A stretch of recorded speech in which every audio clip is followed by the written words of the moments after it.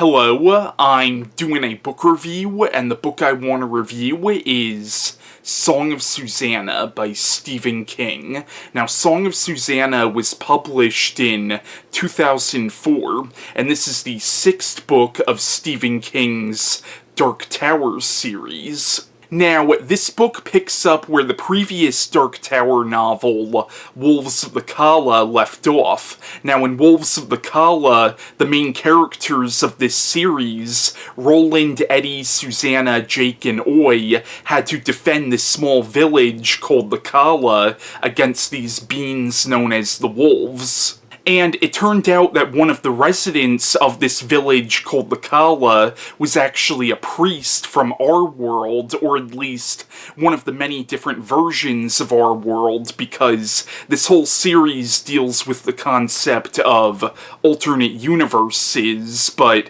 one of the residents of the Calla was a priest from one of the many different versions of our world, and this priest's name was Father Callahan, and Father Callahan was also a major character from Stephen King's novel Salem's Lot. And in Wolves of the Calla, you could say that Callahan unofficially joined Roland's quartet, and the book does eventually explain how Callahan ended up in Midworld. Now, a lot of Dark Tower fans consider this one to be the worst of the series. Now, I personally disagree with that. I actually really liked this book, and I thought it was a really interesting addition to the series, but while I did like this book, I can kinda understand why this book threw so many Dark Tower fans off, because Stephen King actually makes himself one of the characters in this novel. Now, this whole thing of Stephen King making himself one of the characters in this story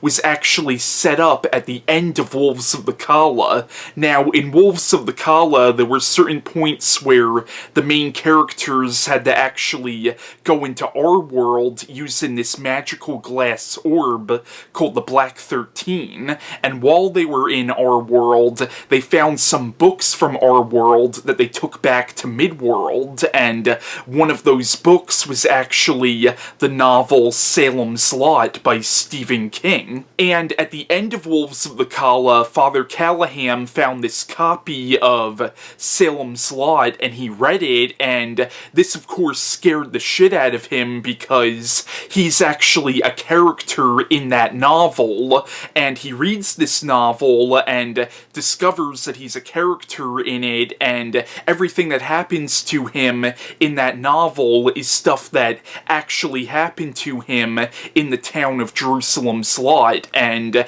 this scares him because he doesn't understand how this author, who he never heard of, Stephen King, could have possibly known about what happened to him in the town of Jerusalem's Lot. Now, as I mentioned before, in Wolves of the Calla, there were certain points where the quartet had to actually go into our world. But here's the thing, Eddie, Susannah, Jake, and Father Callahan appear to be from our world, and they are and they aren't at the same time, because there are multiple different versions of our world. This whole series deals with the concept of other dimensions and multiple universes, and the whole idea of this series is that there are hundreds, thousands, perhaps even millions of different parallel universes, and each universe has its own version of planet Earth.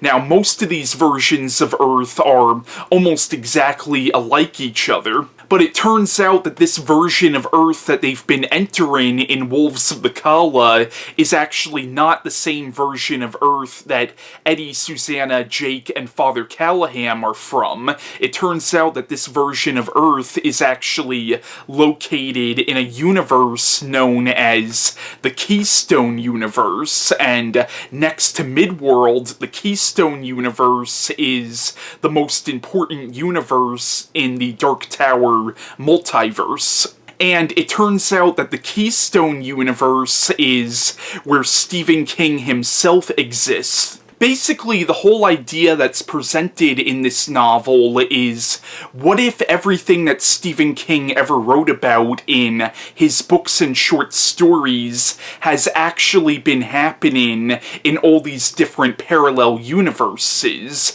However, Stephen King, or I should say, the character of Stephen King, is unaware of this. Now, in this novel, you find out about a being called Gan, who is actually the one who created the Dark Tower, and it turns out that all of Stephen King's life, Gan has been sending messages subconsciously to Stephen King's head about certain events that have been happening in all these different parallel universes, and Stephen King has been writing these down, interpreting them as fiction, and while his stories might be fiction in his universe, they're not fiction in other universes. It turns out that because of what the Crimson King is doing to the Dark Tower, the beams that hold the Dark Tower in place are weakening, so in order to stabilize the Dark Tower, Gan needs somebody in the Keystone Universe to be telling the story of the Dark Tower, as well as stories about what's going on in all these other parallel universes to other people in the Keystone Universe.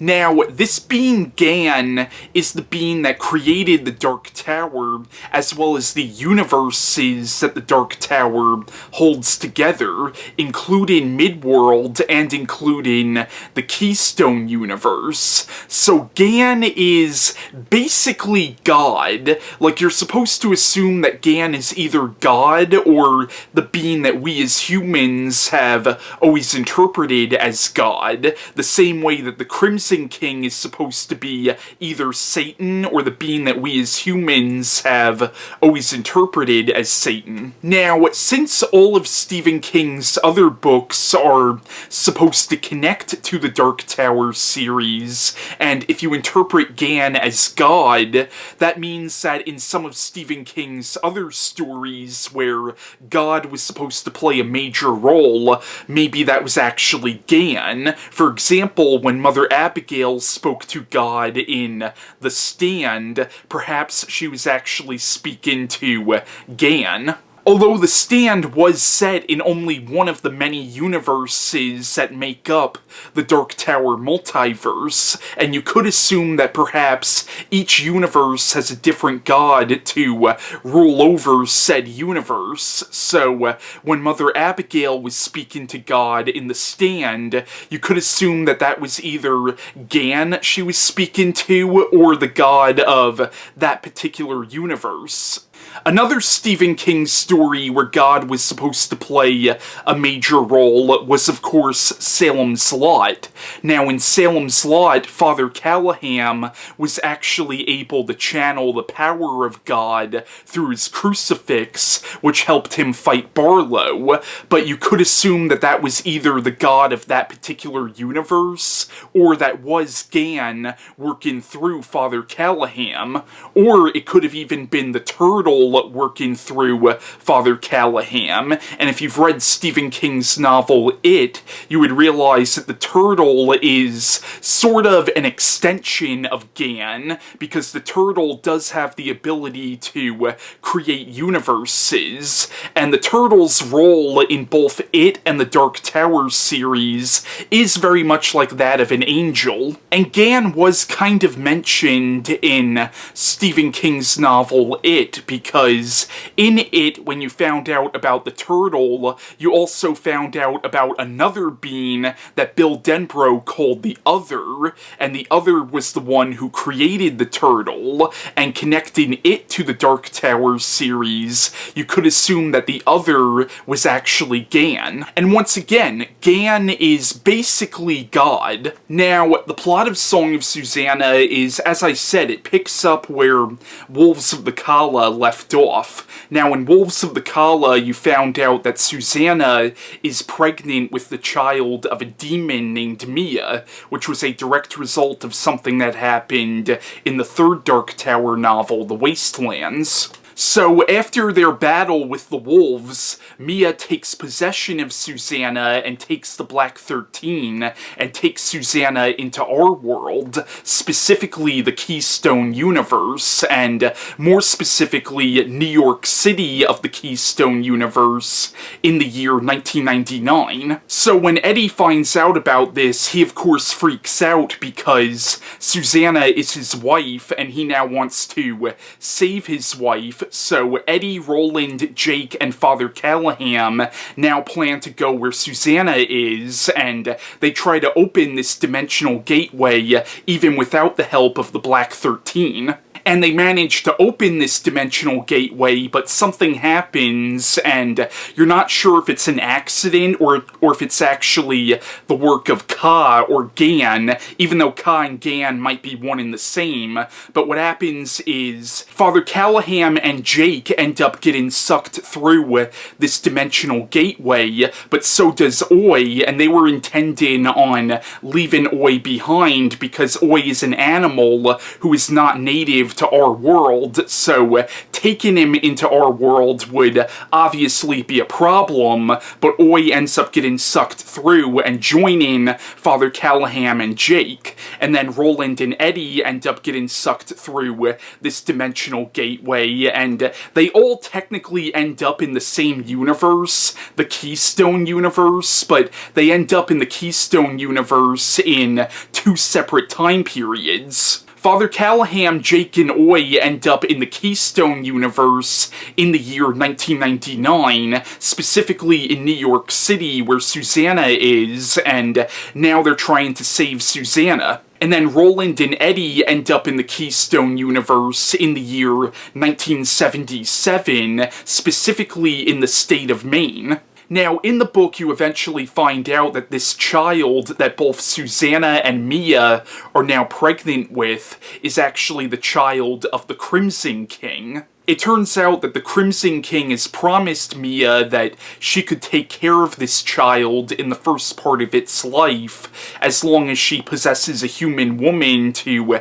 help her give birth to this child. And it turns out that this child will have powers strong enough to completely snap the beams that hold the Dark Tower in place. And of course, if the Dark Tower falls, it will be pretty much Armageddon in not just Midworld, but the Keystone Universe as well as all the other parallel universes that make up the Dark Tower multiverse. Essentially, this child will be the Antichrist. He will be the child who will bring about the end of not just our world, but all worlds. And it turns out that Mia is taking Susanna to this restaurant in New York City called the Dixie Pig, which is actually run by vampires and low men, and this is where Mia is hoping to give birth to this child. So now Father Callahan, Jake, and Oi are trying to rescue Susanna. Now, while you have all this going on, Roland and Eddie are in the state of Maine in the year 1977, and there they meet up with Calvin Tower. Now, Calvin Tower was a major character in the previous Dark Tower novel, and technically Jake did meet an alternate universe version of Calvin Tower in the third Dark Tower novel, The Wastelands. But Tower is this man who owns this bookstore in New York City, and he also owns this vacant lot, and in this vacant lot there's this magic rose growing, and it turns out this magic rose is actually connected to the Dark Tower. It turns out that because the beams holding the Dark Tower in place are weakening, the Dark Tower, in order to stabilize itself, has created this magic rose to be sort of like its representation in the Keystone Universe. But if anything happens to this rose, it could mean bad things for the Dark Tower. It might even mean the destruction of the Dark Tower.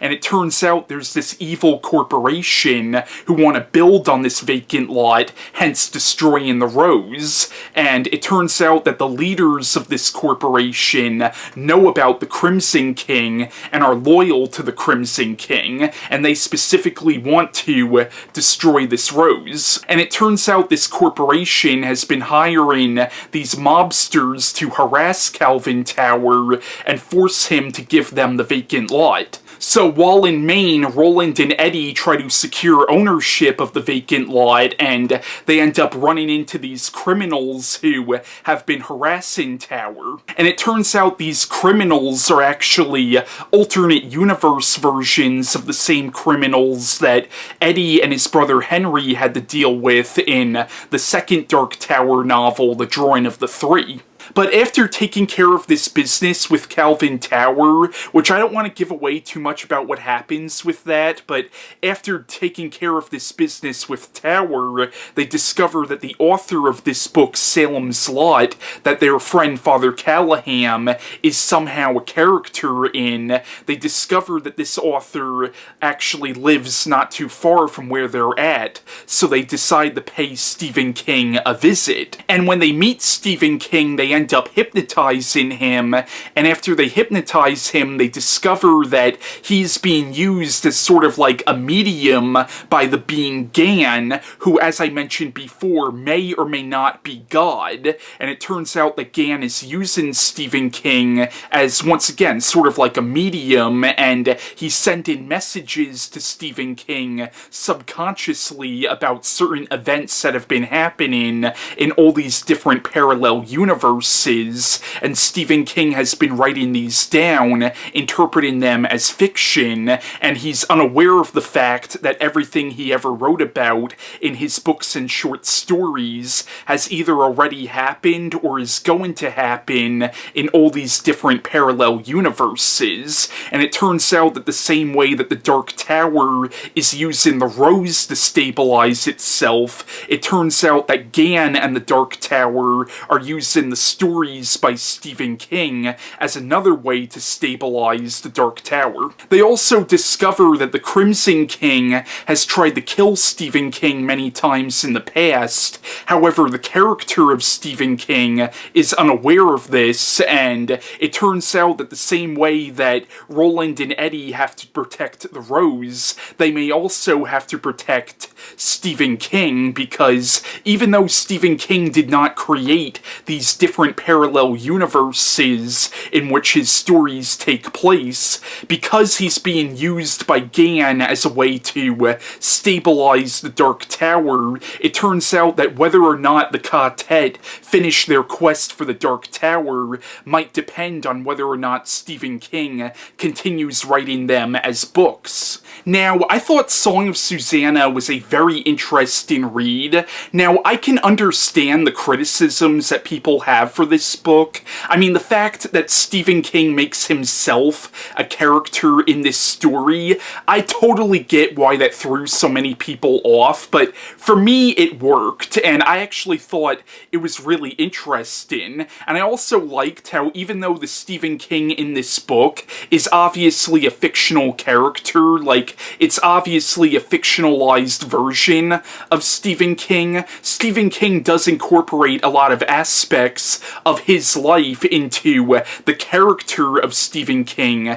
in this story. So in this book, you get a really interesting blend between fiction and reality with the Stephen King character in this book. Now, you could say, in a way, it's sort of Stephen King stroking his ego by making himself a character in this story, because in this story, Stephen King is basically saying that his stories are the most important stories in the world, because they're the stories that are literally holding the Earth together, and also his stories are actually happening in different parallel universes. But then again, that's the character of Stephen King he's saying that about. It's not like he's saying that in real life, and it is just a story, and I think it works in context of the Dark Tower storyline. So to a certain extent, I will agree that he might be stroking his ego a little bit, but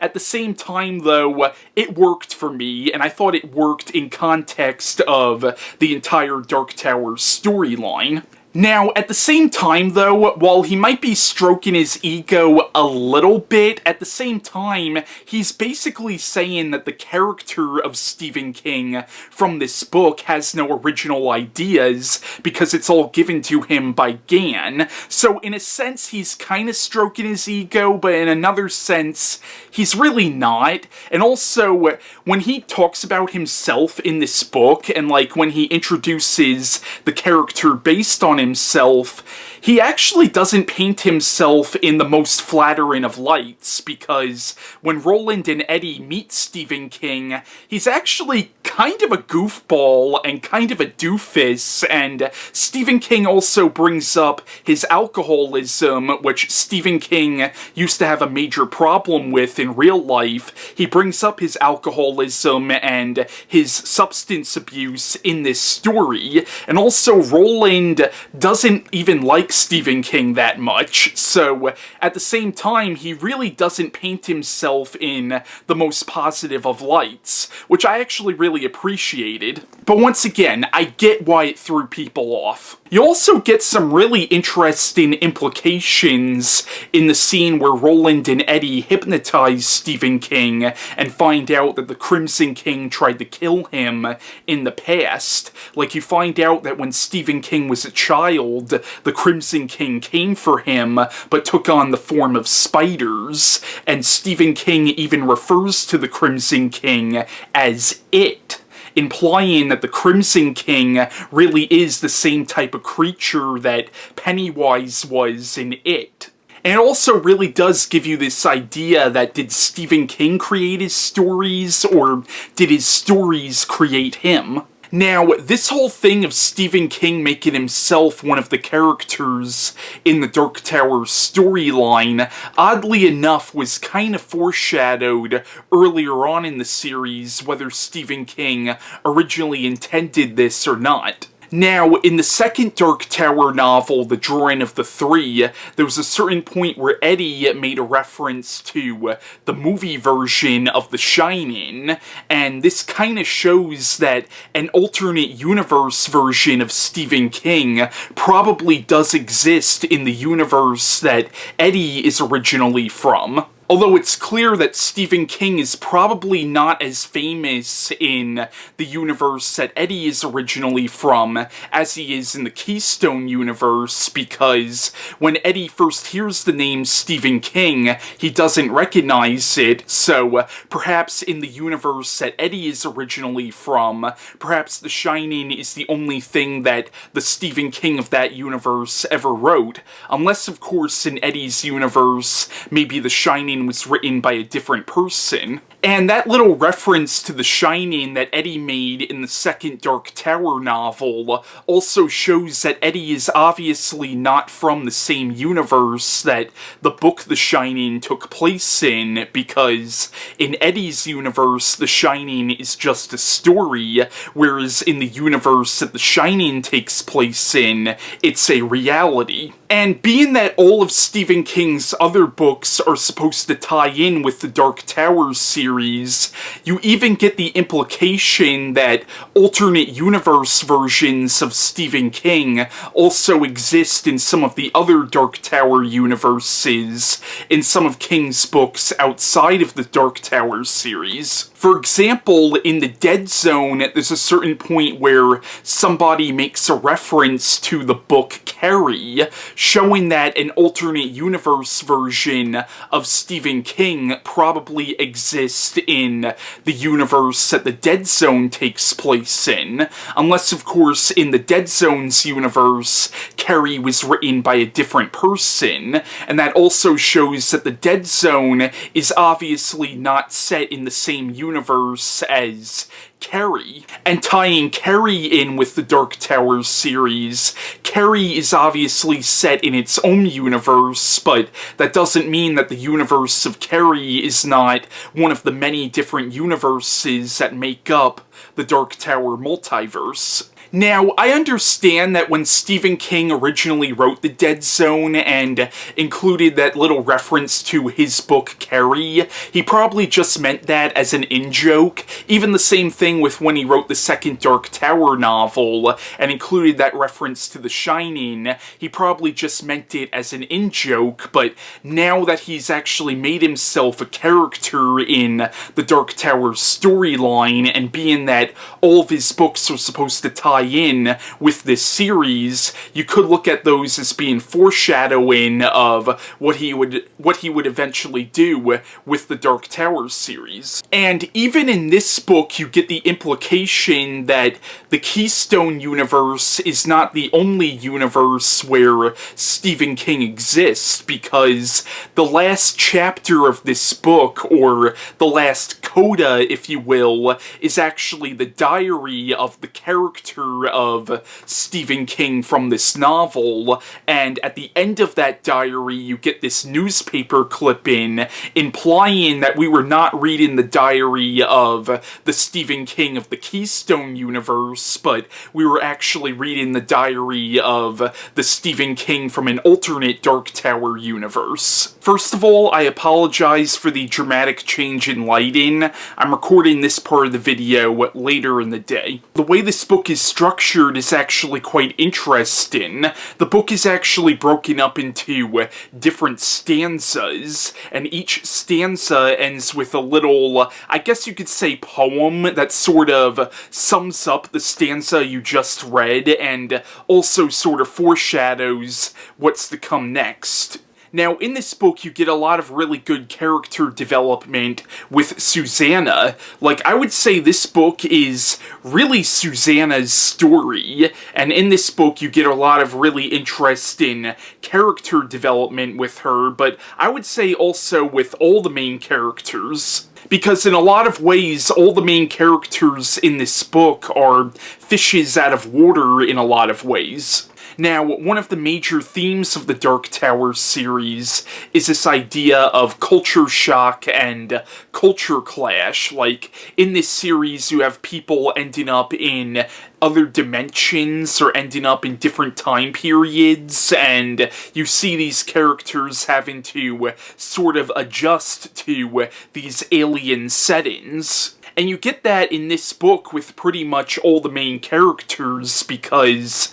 Eddie, Susanna, Jake, and Father Callahan are from our world, but they're technically from an alternate version of our world. They're not from the Keystone Universe, so even though they're technically from our world, when they enter the Keystone Universe, it's not really their specific world. Like, it's not the exact version of Earth that they're from, even though the Keystone Universe is very similar to their version of Earth. So, entering the Keystone Universe, they really are entering an alien world to them, even though in a sense they are from that world, or at least from an alternate version of that world. And once again, even though the universe that Susanna is originally from is very similar to the Keystone Universe, it's still an alien world to Susanna, because Susanna was also taken out of our world in the 1960s,